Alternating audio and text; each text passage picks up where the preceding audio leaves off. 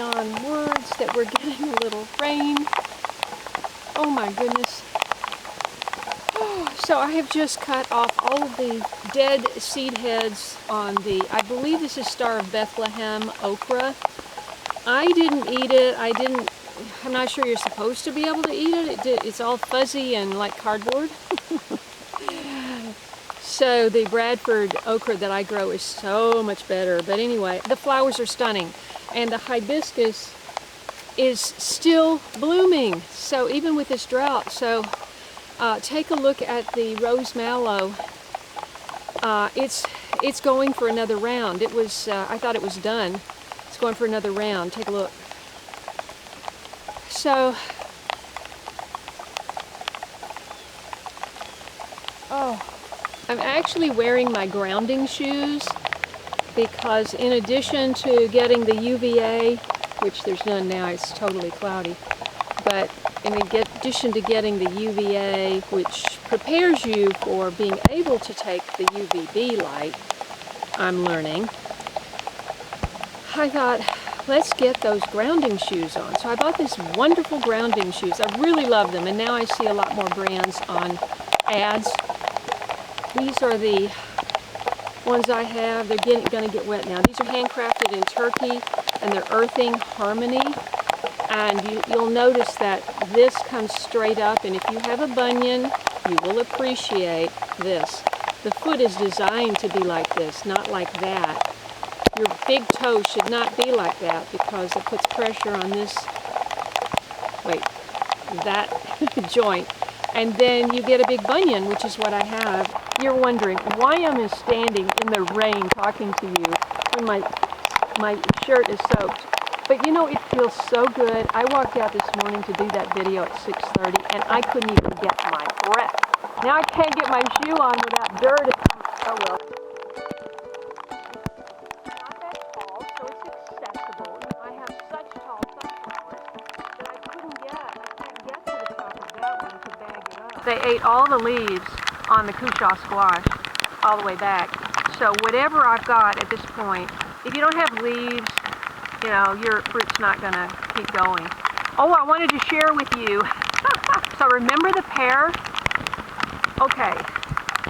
You can see it from here, and the leaves are yellow on the pear tree.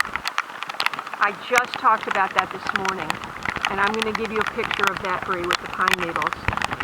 And you can see that from here too.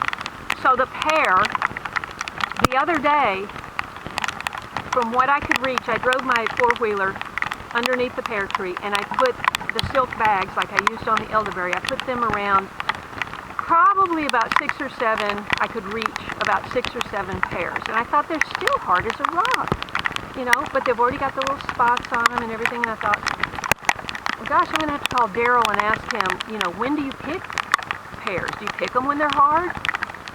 But anyway, yesterday Randy was here, and I said, can you stand on the four-wheeler and get the ones higher? He climbed on the seat.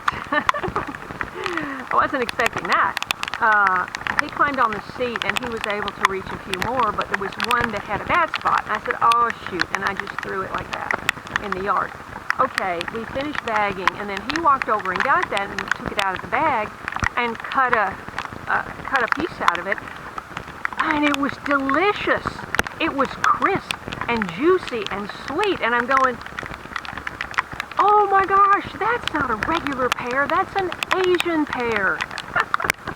I knew I planted an Asian pear over here, but I didn't remember that that was an Asian pear.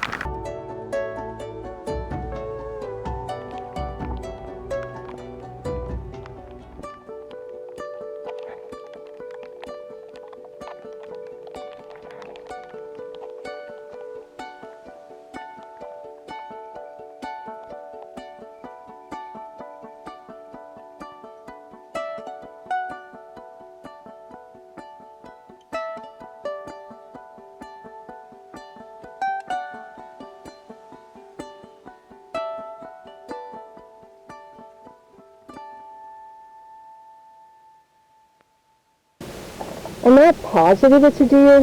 What do you think? But I've got two beautiful Cushaw down there. And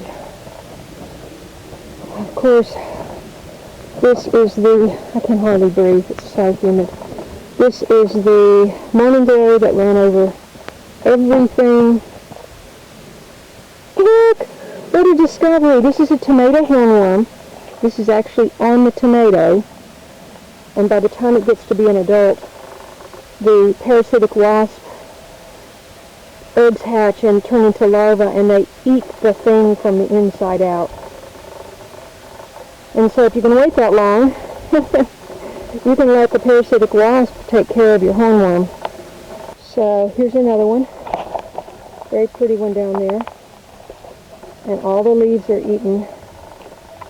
And see, all the leaves are eaten over here. But fortunately, we already have a nice one down there. I saw it a minute ago. Let's get over here.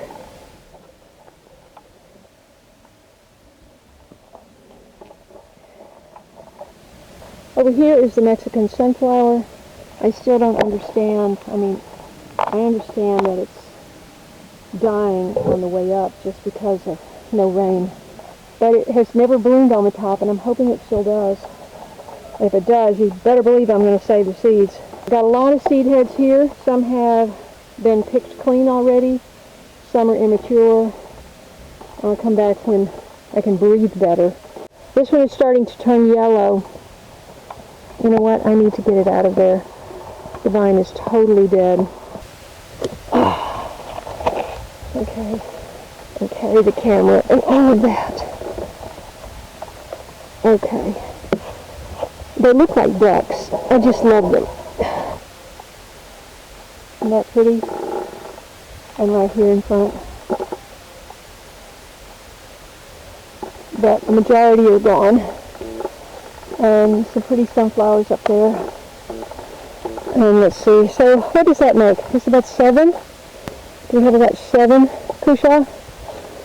I mean, if I could cure these, yeah, all of them need to come in probably. That one's starting to turn.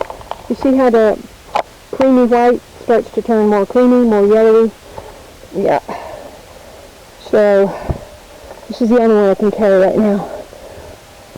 Uh-oh. The backside looks rough. You see, I have cradles, melon cradles, but I didn't get them under my... Doesn't that look like a duck? Come say hi to the duck. She rode out the rain on the porch. You're not going to say hi to my duck? I am soaking wet. I don't know if you can see it, but my shoes, my pants.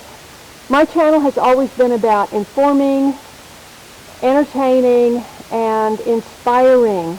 If that interests you, I hope you will subscribe, click the bell for notifications, scroll down and click all so you won't miss an episode. And I look forward to seeing your name in the live chat on Saturdays at 9 a.m. Premier weekly updates. Thanks so much for your support. You can find ways to support the channel underneath the video. Those are all my affiliates. I don't have a sponsor. I don't have an editor. I do it all myself. Thank you so much for your support. It really helps. God bless. See you next time.